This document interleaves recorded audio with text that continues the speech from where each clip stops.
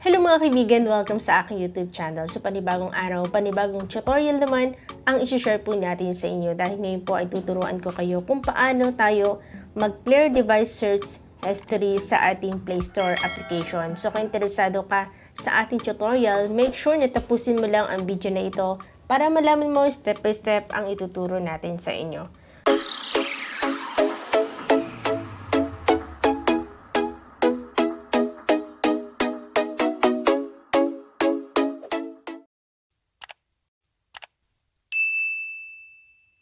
Okay, so simulan na po natin ang tutorial natin. Okay, so alam ko lahat naman tayo, meron tayong Play Store application sa ating mobile phone. Ang gagawin natin ay open lang natin ito. Ayan. Open lang natin. So, kapag dito na tayo, mapapansin natin kapag kiniklik natin itong search bar, ito po yung makikita natin. Ayan. Yan po yung mga mobile application or application na gusto po nating i-download in the past few days. So, ang gagawin natin para ma-delete po natin itong mga na-i-download natin ng mga application or na-i-search natin application, ang gagawin natin ay tatanggalin natin yan. Okay? So, para ma-clear natin or ma-delete natin yung mga history na to, ang gagawin natin ay pupunta tayo dito sa ating icon. Itong icon to. Yan. So, ang gagawin mo ay i-click mo lang yan. Tapos, punta ka dito sa settings. Ayan. Ito. Itong settings na to, i-click natin.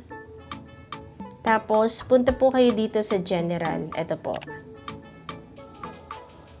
Yan. Tapos, click po natin itong account and device preferences. Click po natin yan.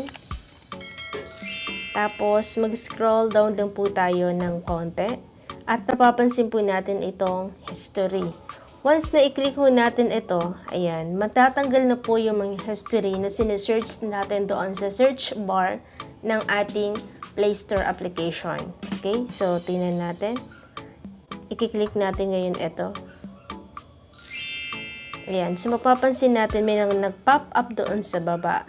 So, mga kaibigan, kung hindi pa po kayo nakapag-subscribe sa aking YouTube channel, i-click mo na po ang subscribe button, pati na rin ang notification bell para lagi po kayong updated every time na may bago po akong uploads. So tara, back to the tutorial na tayo. Okay, so try natin na balikan yung ating search bar. Tingnan natin kung gumana ba or tama ba yung ginawa natin. Boom! Ayan. So, wala na, diba? Ganun lang po kadali, ganun lang po ka-basic kung paano tayo mag-clear device search history sa ating Play Store application.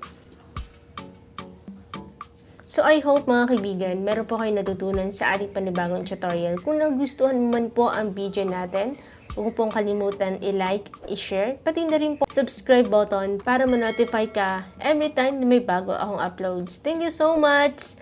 See you on next vlog.